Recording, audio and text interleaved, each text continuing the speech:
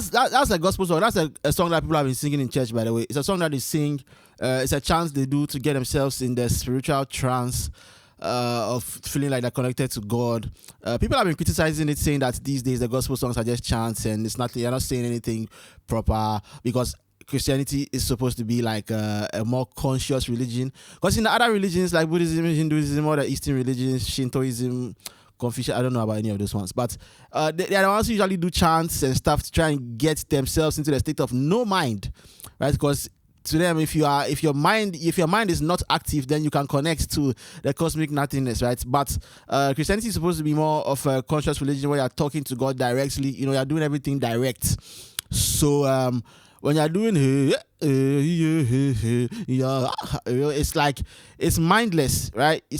You're not actively engaged mentally, consciously, or logically, which is a funny thing.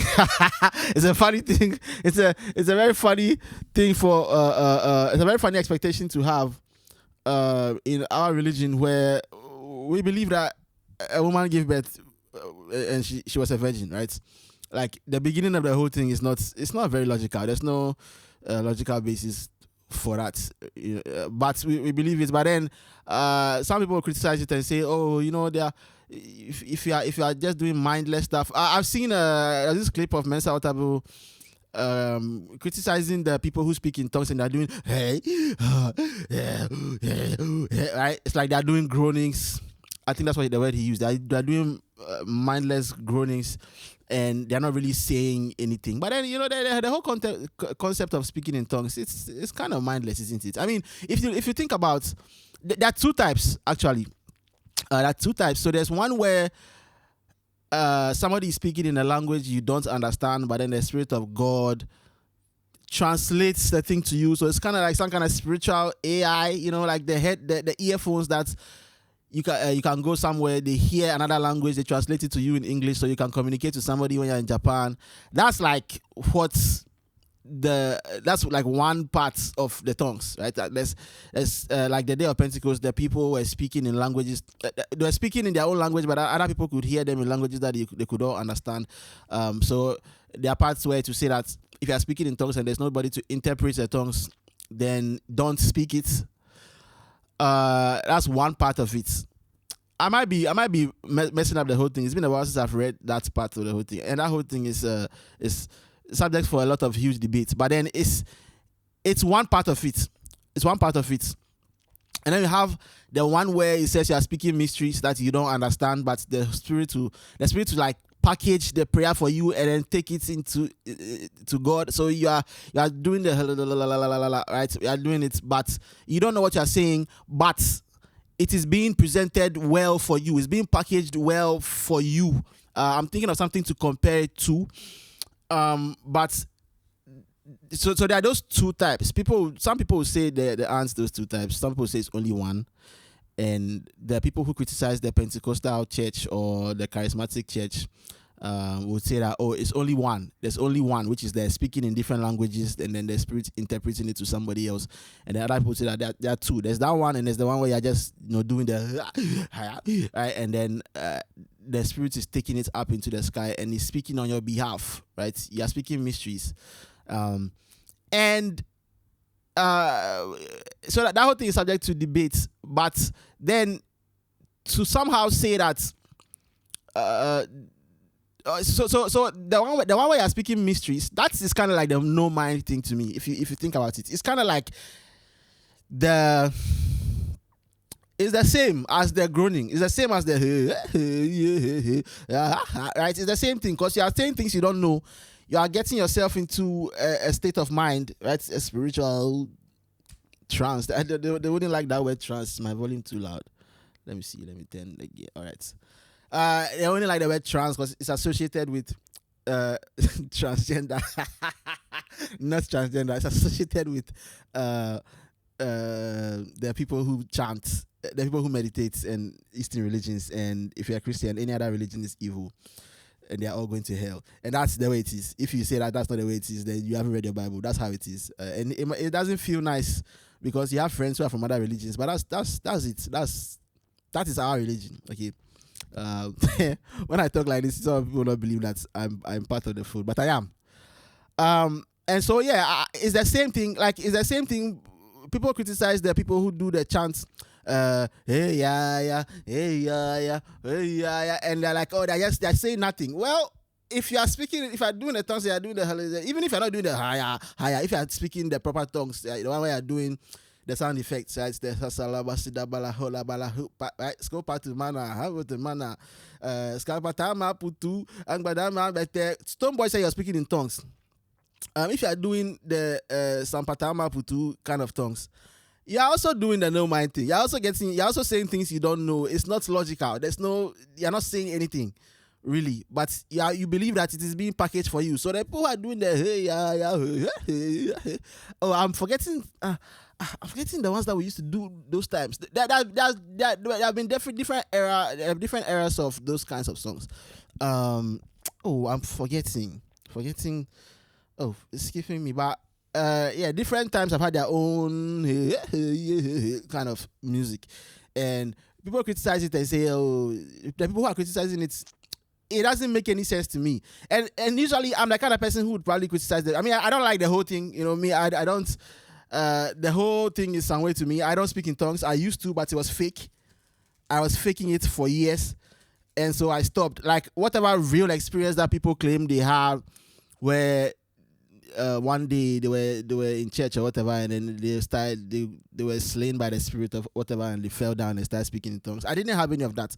Mine was fake. I made it up. I heard the tongues that my mom was speaking. I heard the tongues that other people were speaking next to me, and I remixed it. Understand? I put different syllables together, and I was a kid. I didn't know that's what I was doing, but that's what I did. And I put all those syllables together, and then I had mine. And then when I started reading the thing for real, I was like, oh yeah, I'm stopping it because I don't have it. And most people don't have it. And most people fake it. Most people go to a service. You have these services where they'll say, so today we are going to baptize. You are going to be baptized in the Spirit or whatever. We are going to. You're going to be baptized, and some of the people, the leaders, they'll teach you how to do it. Mine, they didn't teach us, but we still had a service, and they were like, just open yourself up to the Spirit, desire it, and then they play the music, and the whole the mood is right, the music is great. So sometimes it's good to have bad musicians at your church, because if your musicians if the choir is bad, then you know that the Spirit is moving for real. Like if the choir is singing absolute shit, they are singing out of key, but then people start falling down, you'll be like, oh, okay, there's something real going on here. But it's not good to have a bad choir. Okay, I'll say it like this: it's good to no. I'll say it like this: if the choir is bad, but they're putting in their all, they're putting in their heart and their soul, but they're just bad, like they just don't know how to sing, but that's all you have, and they're putting in their soul, I think that is as good as a choir who is good and also putting in their soul. The bad one is the people who are not putting their soul, regardless of whether they're good or bad. There are people who sing, there are singers who that they are doing it. It's not out of their soul. They're doing it for fame. It's a very common thing in church. There are people who are not worshiping. They're performing. It's a very, very common thing. It's a very, very bad thing actually. They are just performing for an audience. They are not singing out of their hearts to the Father, because they are not connected. They are not connected spiritually. They are just part of a religion. And that is to say, they are just going through the motions so that they can signal to other people that they are one of the good ones inside the group. You understand? It's like those days where you worry your parents to buy you some shoe because you want to show your friends that you also have some and you're part of the group. And it's so many things. It's like some kind of teenage. Most churches, it's like a huge teenage friend group where everybody's trying to look like they're part of the group. They're trying to look cool, and that one is bad, regardless of whether the singers are good or bad. You understand? It's your heart that matters. But if the singers are good, that's preferred, and also the singers who are bad, if they are putting in the effort to try and be better than what they are, then that would mean that you're putting your heart and soul. If you're putting your effort into learning how to play the instruments, learning how to sing better, that's also a sign of you putting your heart and soul, because you are trying to sing the thing better. But then if you are in an environment where the music is bad, it's harder for you to catch the tongues thing. because the mood is very important. The mood is very, very important, where they start playing the thing, the keyboard is playing the strings or whatever, and everybody's quiet and everybody's like be silent, and then they start singing a song, and then they're like, yeah, the Holy Spirit is about to baptize you today. It's about to baptize you right now. Open your heart, open your heart, open your heart, open your heart. And then most people, like, if the music is good, it provides a much better environment for you to fake it. You know, it's like, or not even fake it. It provides a much better environment for your mind to produce something for you to say, and that you think is real, but it's not real, right? It's like, if you are silent, if your mind is silent, if your mind is calm, you are more receptive. That is why people use substances. Substances don't make you more creative; they make you more vulnerable. So when a musician is, when when Whiskey or Burna Boy or whoever, when they go to the studio and then they are blowing the smoke, it doesn't make them more creative. It doesn't give them more ideas. It just makes their mind more vulnerable to catch things, and so they're able to catch more ideas. And because they are musicians, they're able to catch more music ideas. Now, when it comes to Whiskey, you know, I'll say in recent times, they has not been catching very catchy ideas. Shouts to Whiskey. I love the Mariah album. I listened to that first song, Trouble Mind. I listened to it a lot. I listened to it. It's a great song to listen to in the morning, you know. With the pain of my mind and the pain of my mind, can I play music on this thing? I think I can play music on this. I have this device that I can play music on this, right? Can I? No. Wait, I can play music on this shit.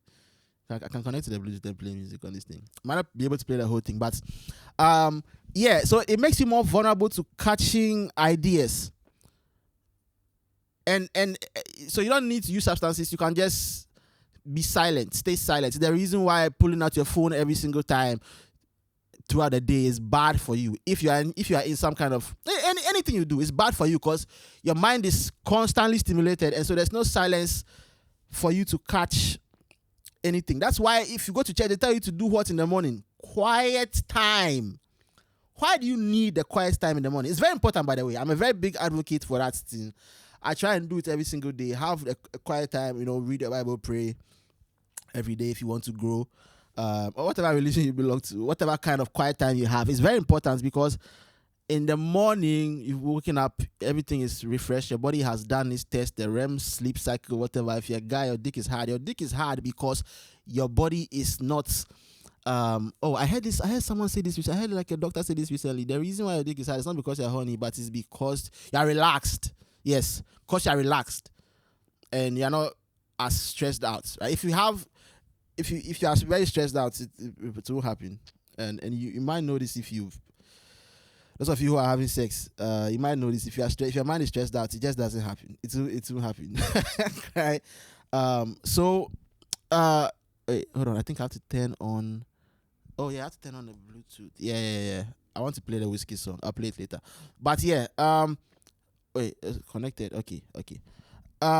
So yeah, if your mind is relaxed, they're able to catch more things, right? So yeah, I was talking about quiet time. That's why they tell you to do quiet time.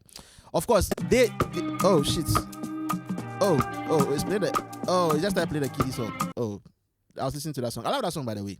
Let me play a little bit of that song. Keep that in mind. We'll come back. Okay, this is the ADHD podcast. Oh, speaking of ADHD, my psychologist called me a couple of days ago, because I haven't gone to see her in a while, and because usually the hospital will call me. The hospital will call me to book the time, but they haven't called me, and I didn't know that she was doing it for me. She was telling them to call me, but the real process is that I have to call and book. So she said she'll call me, and I did some tests before.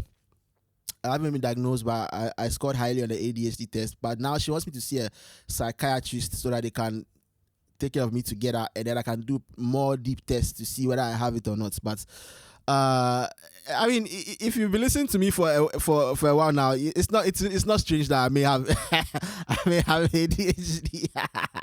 Anyway, where's the hook? Oh yeah, this is the hook. Put out for your body, JJ. Let me say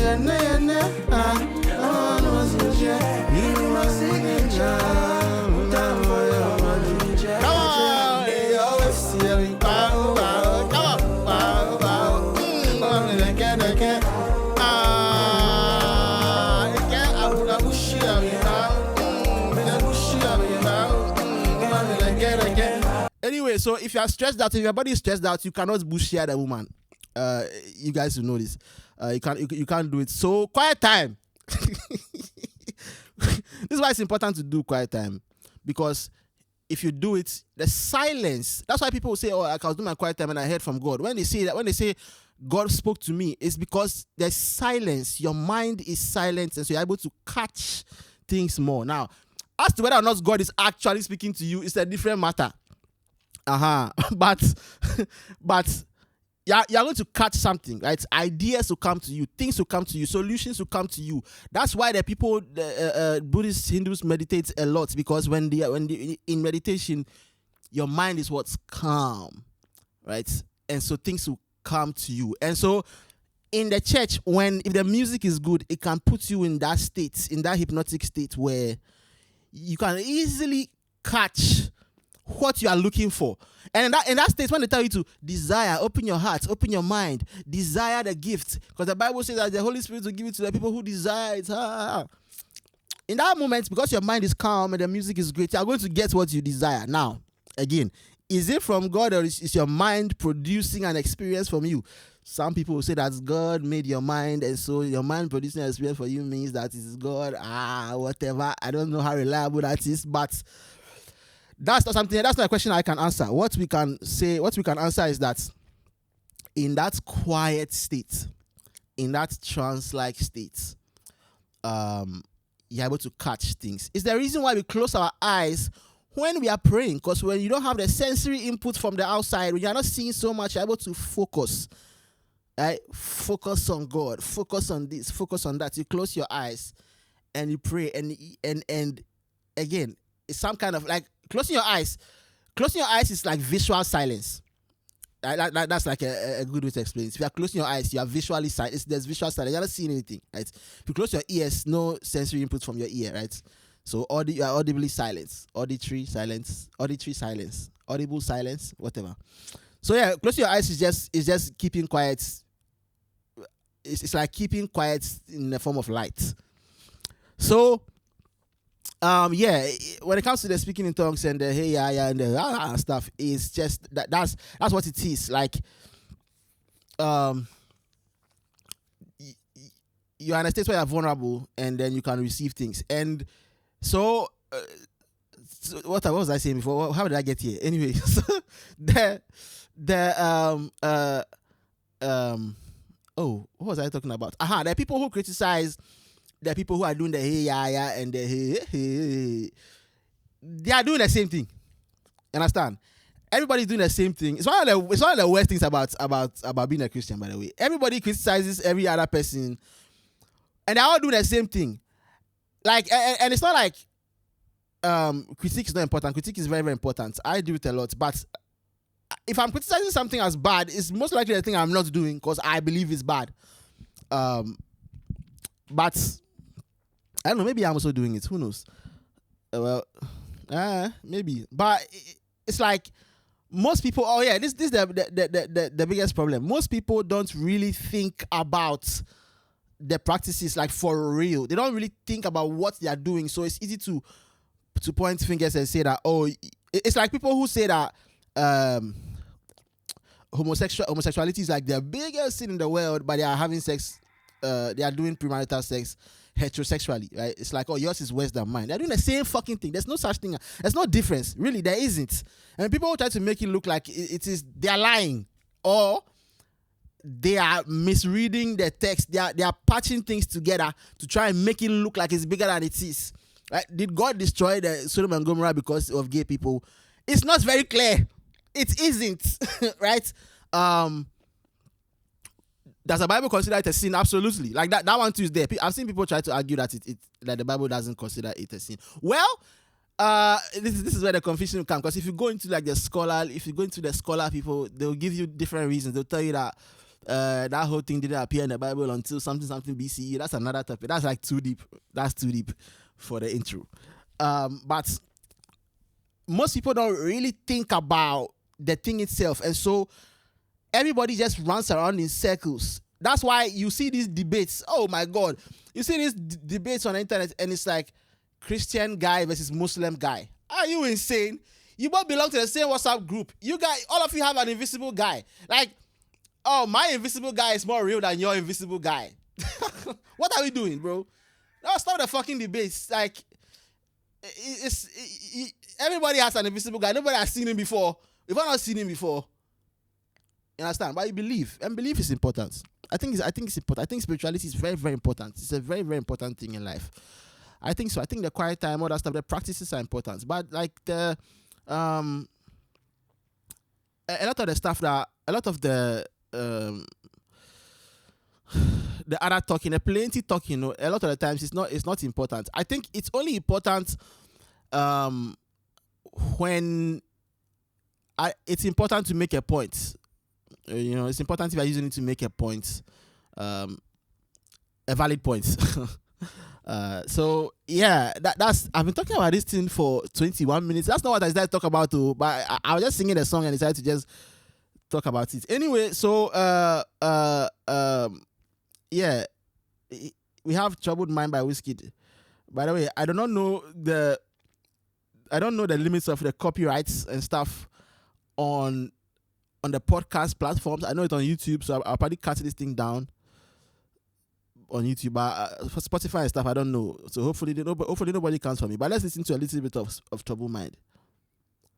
Let's go. No, let's go for it. The beginning, the way the piano comes in. Listen to this. Listen to this. Oh, hurry up. It's coming. Oh, where is it? Over here. See the blood from my eye and the pain from my mind, only shall I yeah, they took over the night, someone me I just didn't maintain. I got a trouble mind. See the choir in the back. Right now, just go right and sing. Now my trouble mind and sing. Come on, every day, every night, that we ever plays. Anyway, all right, it's okay. Yeah, Troubled Mind is a great song to listen to in the morning. It's a great song to listen to in the morning. Especially this part, there's an ending part. And listen for the piano. The piano over here. Oh wait, hold on. Hold on. It will come. I'm coming. So over here, when the pain from my mind comes, listen to the piano. If I'm using headphones, listen to the left side of your ear. Go to the left side of your ear. Listen. See the blood from my eye and the pain from my mind, only shall I yeah, they took over the night, so me I just didn't I love the trouble, man. Yeah, it's so beautiful. I think it's not even I think it's not the left too. It's in the middle, maybe the right side. I should have said right instead. But yeah, Troubled Mind by Wizkid. And in that particular when he made that song, he was catching nice things. That album, I like that album. I don't know why people hate on that album. Well, no, people were hating on it when it came out. But Mariah is a great album. I love that fucking album. So yeah, I guess the lesson over here is that silence is important if you want to catch ideas. If you're a creative person, if you need ideas for corporate things, even if you're an accountant, you do the most boring thing in the world, silence is good. It will help you see things that people don't see. So yeah, keep your mind. Find some time in the day to just be in silence. No music in your ear, no anything. Just be silent. Even if it's 15 minutes a day, sit down there for silence and try and build it up to like an hour. Just silence. I mean, I ride my bike around the neighborhood. I always have earpiece in my ears all the time. Like it's got to the point where I'm randomly hearing whee in my ears. It's bad. My ears are getting. I'll probably be partially deaf when I grow up. But that's a price I'm willing to pay for loud music. But yeah, find time to be silent in your life, and it will help you out. You understand? Speaking of which, speaking of silence, no, this is not about silence. This is about something else. So I saw before I started recording this, the thing I was supposed to start with is that I saw a certain girl won the lottery. And they were going to give her $1 million lump sum, but she decided to take $1,000 a day, $1,000 a week for the rest of her life.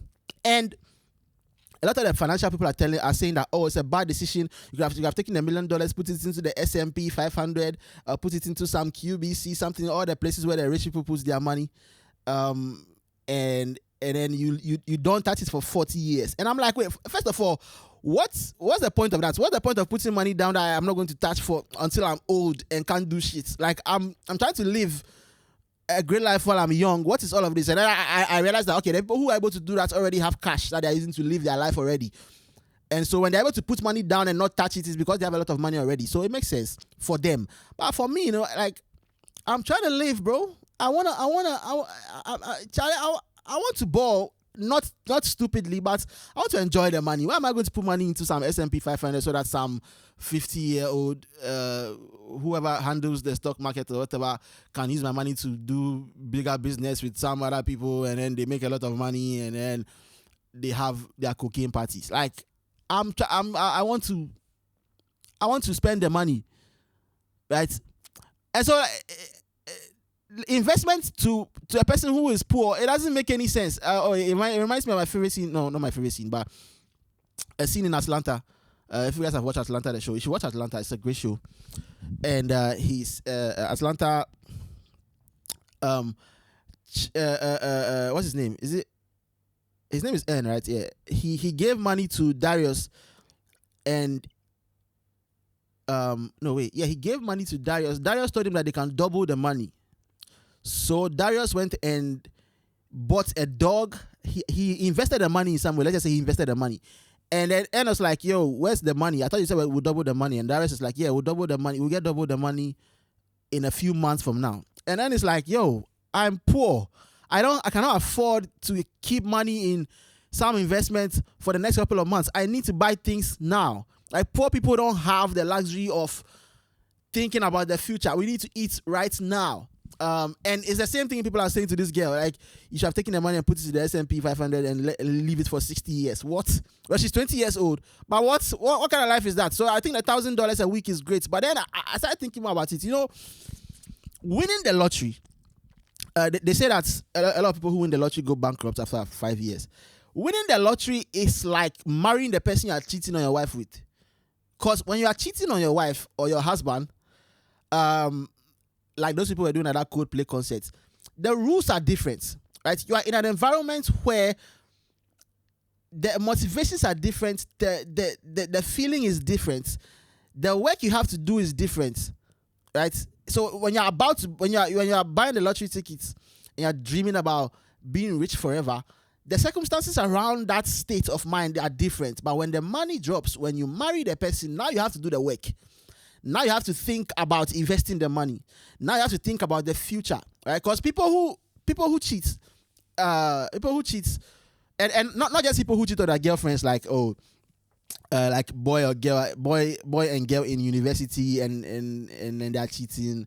Now I'm talking about people who, let's say, they've built a life, they've been with their partner for like 15 years, and then they hit a hard breaking point, and then all of a sudden, here comes this guy in your office, here comes this girl, and the conversations are so good, and you're talking, and you feel like you missed this. You know, you and your wife used to have this some years ago when you were just young people coming up and you were so much in love, and you've missed that for a couple of years. The sex is boring, the food is tasteless now.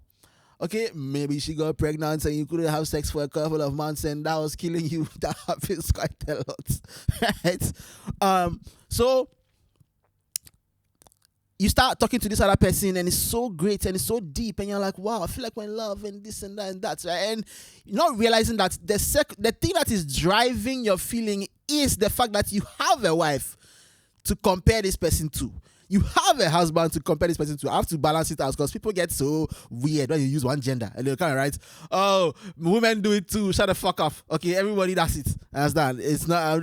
I'm going to stop doing it. I'll use whatever gender I like. Anyway, why am I beefing people that I'm beefing imaginary comments? Because I see these comments. I see these things like, oh, men this, something like that. Women do it too. So what? Anyway. Women do it too, because women equality matters. Women are also very capable of cheating on their husbands and destroying their families. It's not only a men thing. Anyway, so they don't realize that the thing that is driving the feelings on the other side is that you have something to compare it to. The moment you get a divorce or you leave the girlfriend and you go to this other person, now the rules are different. Now you don't have the same fire under you again. Now you're with this person all the time. Before, you go to your wife and spend most of your days with her, or you spend like your evenings. So let's say 8, you get home at 5. Let's say you get home at 5. You're spending time with her for till the next morning. So that's like 12 hours. That's like 12 hours. And then you have the rest of the 12 hours to do your cheating stuff, right? And so it's like, it's almost as if you are jumping into, how do I say it? It's like you are going to the pain, and the pain is the husband. I'll be using it interchangeably, okay, both genders. I understand. So the pain is your husband in the house, and then you're going in the morning to get the morphine shots, the painkiller. You understand? So you're being driven by this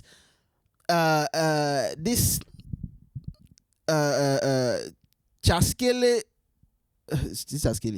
table tennis, right? This ping pong back and forth between pain and pleasure, and what you are getting with your infidelity partner is relief.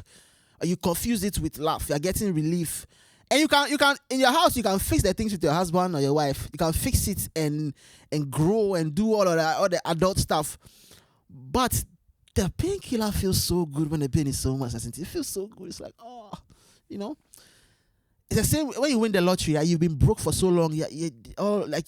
There's so much stress. You are used to being in survival mode. All of a sudden, you have this huge painkiller, and it's like, oh, wow. And you think that you used to say to yourself that, oh, when I get money, I want to do this, I want to do that, I want to do this, and all those ideas you had at that time were driven by the survival mode. But now the survival mode is gone. The survival is gone. Now you're left with the mode. And you don't know what to do. And so in 5 years' time, they are broke again. And it's the same with the cheating partner. So they cheat. Some of them will even marry. They marry the person that they are cheating with. Now that situation, now life gets real, right? You need to live real life. And so now they start feeling the pain inside that relationship. Guess what they do now? They find another person, another painkiller. Well, I want to make you person now. They find another painkiller and they keep doing it, and people are living like this. Oh, people are truly living this way, bro. People are really living this way. They are moving from painkiller to painkiller until one day you see that TikTok video or you see that YouTube video that just describes you in a very specific way, and then it stops you in your tracks, and you're like, fuck, have I been doing this thing for so long? Oh my god, I'm a messed up person, blah blah blah blah. And if you are not sensible enough, you go on the internet and go and do story time. Let me tell you about how I destroyed my family and and got married to the person I was cheating with, and then he cheated on me with another woman, and then you get dragged on the internet, and that becomes your thing forever. If you are not wise, if you are wise, you keep it to yourself. If you are not wise, you end up, or you're gonna write a personal essay. You're gonna write a personal essay on Substack or something like that, and you get fucking chewed up for it, right? And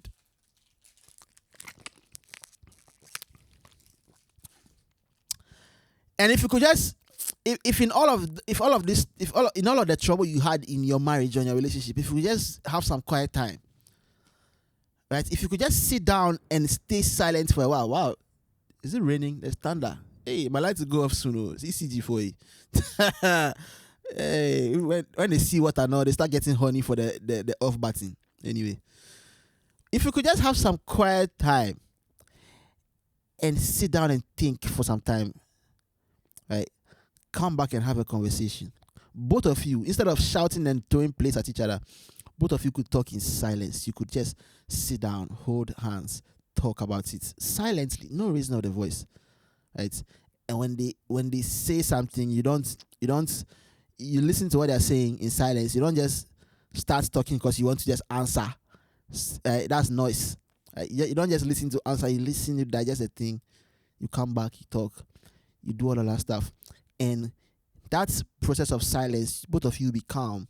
Because most of the time it's stress. Stress is the thing that, like, the reason why you're going to the other person is because they don't stress you out. Because they can't stress you out because they are not with them all the time. You see them at work, they dress for you. Right? The girl dress for you. She wear the dress you like. You said, oh, I like the way you look in this dress. You wear what you like. Right? They can't stress you out. You understand? So you associate them with peace. And then you go and marry them, or you go and diss them. But relationships come with they come with chaos sometimes. And if you just have your quiet time and relax your mind, maybe use substances. Maybe you guys should get high together. I don't know. I don't know why they don't use this for counseling. If I were to do couple counseling, when you come inside, you eat one edible. You eat an edible. You wait for it to kick in, and then we talk. And then we talk. Your mind will be calm. You're talking, and as you are navigating through the silence together, two things can happen. You either come to an amicable situation and say that, oh, okay, the thing is gone. Like, I don't think we can do this anymore. But it's calm and it's silent, and you're able to do it peacefully. So that when you're going for the other person in your office, or whatever, your manager, or your gym instructor. That's the woman. That's the one that the women do a lot. You can do it with no guilt. But most of the time, the guilt also is the one that's driving the cheating.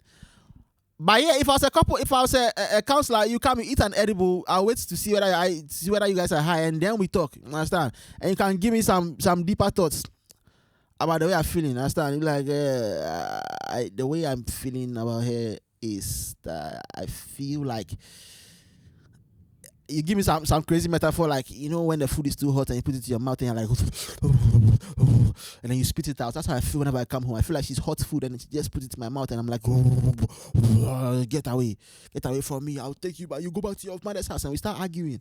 You understand? You give me something like that and we can work with that. I also eat the edible and we can just hide it out together. We can just hide it out together silently and very chill and calmly. You understand what I'm saying? And if you could just have your quiet time, it's very important. Maybe speak in tongues, maybe go to church and do the. There's a reason why you get so many epiphanies at church, bro. There's a reason why you get revelations, bro.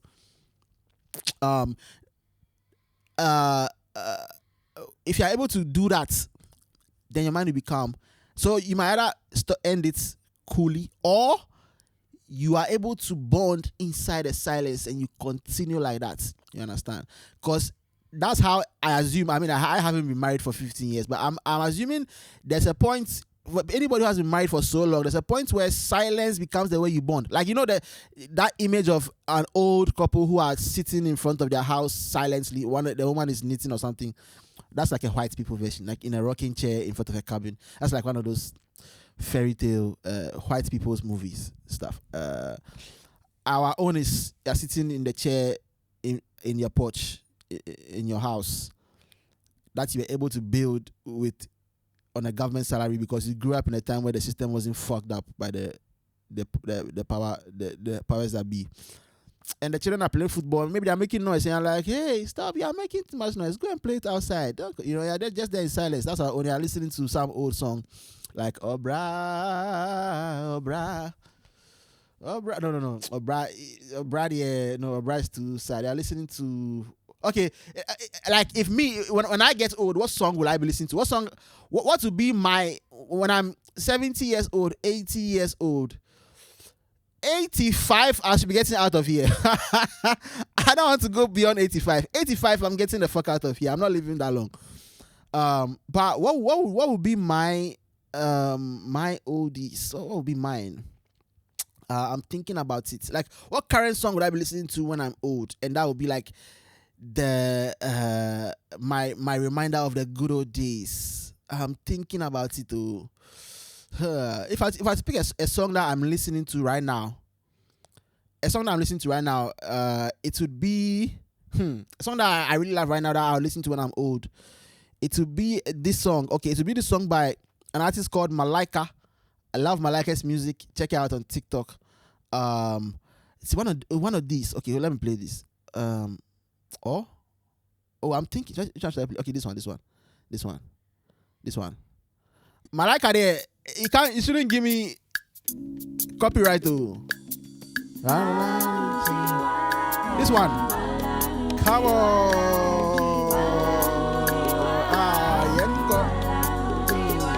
Okay, I'll not play the whole thing because of copyrights, but let me go to the hook. Hold on. Oh, hold on. The hook is coming. Healing to my soul, oceans deep, deeper than my mind can know. Come on. How to breathe. Healing to my soul. Is that what my people say? Come on. Is that what my people say?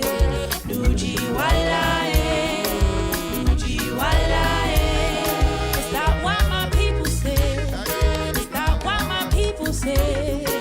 Nuji walae, Nuji walae. Is that what my people? Yes, that's what I'll be listening to. Nujiwalai, Water is Life. That will be my oldies in the future. And yeah, you just be there and be in that silence. And that's like at some point that's what the marriage becomes. I think. If there's anybody listening to me who has been married for more than 15 years, 20 years, let me know. But yeah, like that kind of thing. That kind of silence is very important for you in your life. And also, it's like for the lottery winner too. The silence, you can block out all the noise. Everybody asking you for money. There's a Ghana girl who won $25,000 from Mr. Beast, and she just cut her Twitter. She went off Twitter. She removed her account. She deactivated her account, and it's the best thing you can do. What did she do over there? Silence. She blocked out all the noise, because you need to think. Okay, when you're silent, you can start thinking. Okay, this thing I'm buying, is it important? This person is asking me for money. Should I give them the money?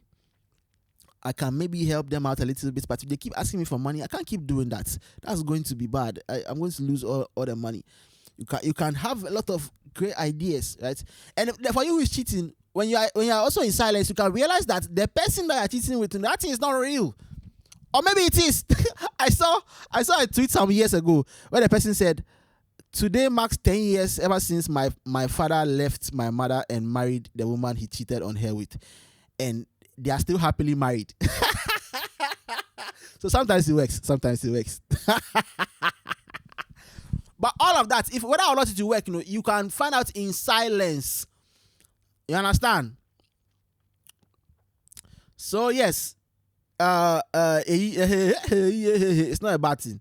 It's not a bad thing. It puts your mind in a trance, and I don't know why I brought that thing back, but yeah, it doesn't. It's not something that is. It's not something that is bad, really. The cheating is bad. Winning the lottery, arguably very bad. But if you're able to stay silent, you figure it out. Also, before recording this, Man United were playing. If you don't know, I'm a Man United fan. Well, I am a Man United fan, but I didn't. I stopped watching when they started losing. Now that they are winning, I'm still not able to watch. Because if you're not with people in their low times, you cannot really have the same investments during the high times. And I don't, and it's great. The same way I feel about Black Stars. I stopped watching them when they start losing, and if they win again, I probably won't care as much. But I'm cool. I'm much happier that way. But I was watching the match for the first time in a while. I was watching the Man United match, and we have a player called Mbuemo. Bro, when I started watching Man United, we had Rashford, we had Martial. Bro, there's this Mbuemo guy, and the guy missed like 3 chances, and it was free pull. I said, yo, what the fuck is going on? The Bruno Fernandes guy, amazing, by the way. I was still watching when we bought Bruno. The early times when we bought Bruno, that was early's time. And hey, the guy is amazing. The guy's passes are fucking insane. It's like the new Kevin De Bruyne. But yo, this Mbuemo guy, I was watching it like, United, this is what is happening now. This guy got free pull like 3 times. And when he played it, he hit the bar, fine. hit the bar, at least. But there were 2 others where he played a thing over the bar. This is what the team has come to right now. But they won. They won the match 3-2 against Nottingham Forest. They've been doing well. United have been doing well. Right now, I'm a casual fan. Like, I'll watch every now and then, but I'm not very much invested anymore. Because I feel like if you don't respect me enough to play well, and you keep breaking my heart every week, I have every right to quit. Okay, I'm sorry. And this is something that I've said multiple times. But you wouldn't do this thing with any other relationship. But with football, for some reason, you have to hold on all the time. And your team is losing and breaking your heart. And you have to keep watching for what? Because of some stupid love and some stupid passion. Me, I'm from Ghana. I'm not from England. Okay, I started watching Man United because my friends are watching Man United back in the day. Shouts to Donald. Donald is my mate in school. I started watching United because of Donald. Okay, shouts to Donald. Donald, I've forgotten the name of the place, but he has a VR place at Marina Mall. Is it called? It's called Ferry something. Oh, let me look for this thing. But it was Donald who got me to be a Man United fan, and at that time it was Alex Ferguson. We were winning, and so we were winning a lot. But when they started losing, I'm like, what am I doing over here? What even Black Stars I've given them up. So not this English team that I wasn't there when they started the team. It's not my country. It's an England sport that I really like. But why are you going to keep breaking my heart? Bro, United, go to a point where United, every week, every time, my blood pressure will be high because of United. I'm not even joking. Real talk. Like, I'm going to watch the match. I'll go and pay a match and we'll watch DSTV. We'll go and watch Viewing Center. We'll all be there. And the amount of abuse I have suffered because of this team. Do you understand how people used to insult us, United fans? Like, the insults I've received, sometimes it's not even... Like, I haven't done anything. Like, you know, in Ghana, the way we talk about football, we talk about it like it's us. People will say that Michelle. Say Michelle. Michelle too. Michelle. Right? We personalize it. Right? We say like, I have scored you. You have scored me. Last season, Michelle. Last 2 seasons, Michelle. So, like, now I'm watching the football. We're watching the football. Our team is losing. And there's a guy on my... He's not even talking to me. He's talking to another guy. But he's saying that Michelle, somebody Jimmy, and I'm like, why are you talking to? It's not me. I'm not the one playing the football. You understand? And I understand like banter when it's when it's Black Stars, we play every 2 years or every 4 years. So let's say we play against Nigeria and Nigeria wins, which doesn't happen because Nigeria, the Super Eagles, they are not as good as the Black Stars, even as shit as the Black Stars is. Anyway, no. Actually, they're better than the Black Stars because that AFCON, they went to the finals, right? And they lost against Cote d'Ivoire. So Black Stars, honestly, but it's my country. So if I come back and support them, no, nothing spoil. You understand? It's my country. But why am I sitting in Ghana? There's a team out there. Look at Chelsea fans. Look at Chelsea fans right now. Every week you are losing, and they are insulting you. Do you know that? Hey, the way people insult us, United, hey, it was crazy. And then when you finish, you come back home and then your WhatsApp will be full of insults from your friends. Arsenal fans, Liverpool fans, whatever, they'll be insulting you and like people want to act like it's just banter, but it's painful. Like the amount of passion I had for the team, it was getting too much. It was paining me too much. So I stopped watching. And I've been happy ever since. And now that United is winning again, I'm still happy for them. I'm happy that they are doing well. I hope that they get all the Imbuemo type players out of the team. But my investment in the team, honestly, I only invest my emotions in the team the same way if I buy shares in the team. If I invest money in the team, then I'll probably invest my emotions in the team again. But right now, if it's a club, if it's a football club that is in a foreign country, I'll only invest as much as my money. Honestly, are they selling shares? Let me check. Let me check. Can I buy United shares? How to buy? Is it publicly traded? How to buy Man United shares? Let's see. To buy Man United shares, open an account with a licensed online broker that offers access to US equities. Oh, it's in the United States now. Search for the ticker symbol Man U listed on the New York Stock Exchange. Okay. I can buy United shares. Yeah, I can buy United stock. If I'm able to do that, then I'll probably invest my emotions again. But right now, there is investment in there is money plus emotion. If money is not involved, no emotions for anybody. Accra House of Folk, no. Accra House of Folk is my team in Accra here. I grew up in Accra. Understand? I'm a gun boy. I grew up over here. Accra House of Folk is the team that I grew up with. Phobia. Never say that until the bones are rotting. When those days when the football, Ghana football, when the club football was still very popular. Those days, when Accra House of Folk wins, they were singing the Rose, Rose. Be quiet and don't be silly. We are the famous House of Folk. We never say die. You understand? Those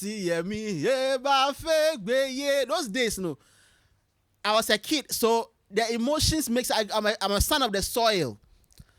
But United, Arsenal, Chelsea, Charlie, it's somebody's team that they brought. It's somebody's team that they brought from the foreign land. And we like it, fine. But why am I being insulted? Why are boys abusing me because my team has lost? Because in Mbeumo play, the Mbeumo guy, they lost. They won, so fine.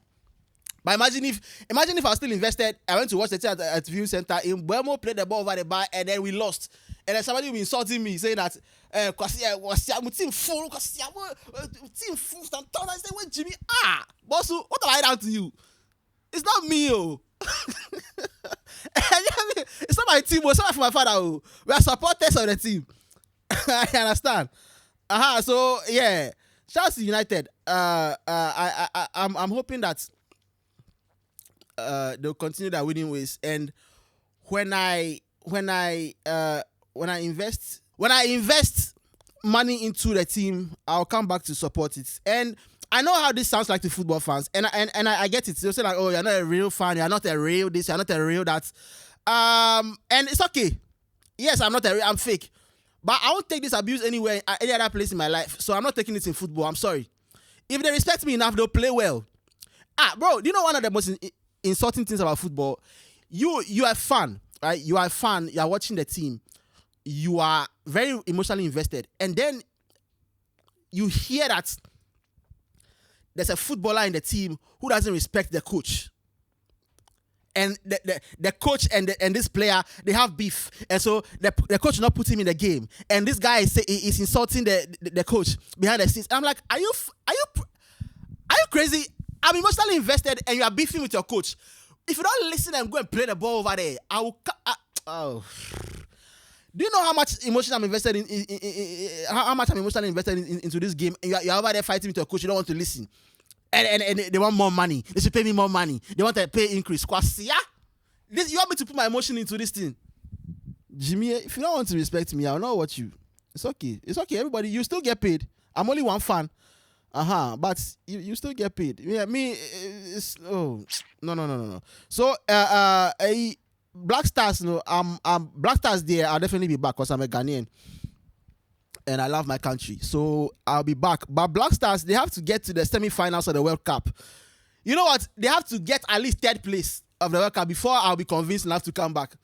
You understand? So I'll probably die before it happens. I'll probably be 85 years old before it happens. So yeah, that's football. Me, boss, you have to respect me. Every week you're losing. You don't respect me. You want me to keep supporting you because of passion. But do you have passion for me? Every week I'm losing. See, if I keep talking about this now, I'll continue. If you're a Chelsea fan, just think about it right now. What they're doing right now, what they're doing to you, is it fair? Is it fair what they're doing to you? You're Chelsea. Is it fair that they're losing every week? Do you deserve this? And you see that video where the guy is I think he's speaking another language. He's speaking Spanish or so. He's talking about how the footballers, they massage you every single week. They pay you lots of money. You have access to top tier healthcare. You have access to every single top tier thing that man needs for them to do well. But when you still get the ball with me and Paul, you play it over the bar and you think that me has to support you because of passion. Anyway, so you guys, you'll be fine. Everybody will be fine. The strong football fans, you'll be fine. Me, I watch it occasionally. I watch Man United occasionally. I watch Black Stars when I hear that they're in the semi-finals of the World Cup. Not AFCON, or World Cup. Because even AFCON, we are struggling.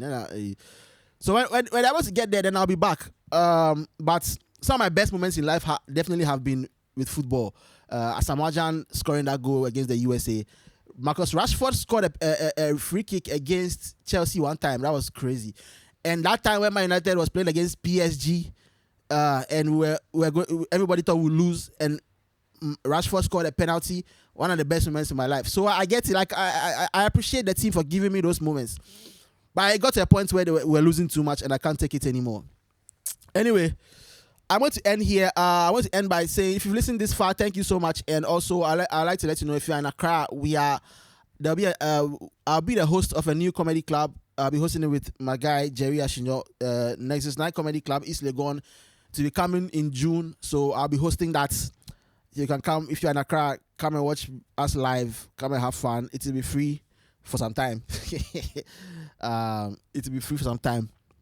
And then we'll start collecting money at the gates, because talk is cheap, but our talking is not cheap like that. Making you laugh is not cheap like that. So, but it will not be expensive. It will be something small. Don't worry. So yeah, we'll be hosting a comedy club, Nexus Night Comedy Club, East Legon.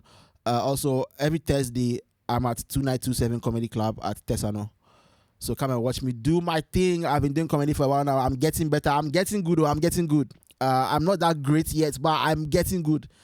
I'm learning it. I'm learning this part. I'm really focused, like every single time. All day, every day, I'm thinking about jokes and joke structure and how to write better and stage presence and all of that stuff. Like, I'm getting good at it, you understand? So come and let's come and see the growth, you understand? Come and watch how we go from zero to hero, you understand? Of course, we are not heroes. We are just comedians. It's just a job we are doing. It's a service we are offering. Okay, we are giving you happiness, and you're giving us a little bit of your money. You're not paying for the next night for now, but yeah. Come if you have time. It will be Saturdays. So Nexus 9 will be Saturdays. Not every Saturday, but 2 Saturdays in a month. And then 2927 is every Thursday. 2927 is every Thursday. Every Thursday evening from 7:38 there. 7:38, quarter 8:30, and we'll be doing it. So yeah, love you guys so much. Thank you for listening, and I hope that you find some time to stay quiet, create a habit of silence every single day. I promise you, bro. Like, no joke. Like, it will help you a lot. Like, this is not even. I'm not even trying to be funny. Like, a habit of silence every single day. I don't care what your religion is, quiet time, whatever, but find 15 to 30 to 1 hour every single day where you are just silent, and you don't no earpiece, nothing, no social media, nothing, just be silent. It will help you out a lot. You can do while you're walking, because if you're sitting down, that one it's hard. So take a walk, take a 15-minute walk, stand up and just pace around in your room, or if you're in the office, walk around a lot. Or like walk around a bit and just be silent. No sensory, no nothing, and then just listen. Listen. You catch stuff. Listen to the gods. Listen to God. Listen, and in your mind, you will catch things. You understand? Things will happen. And hopefully, you're able to win some kind of lottery from the ideas you get. Anyway, I love you guys so much. Thank you for listening. I'll be back next week. Bye.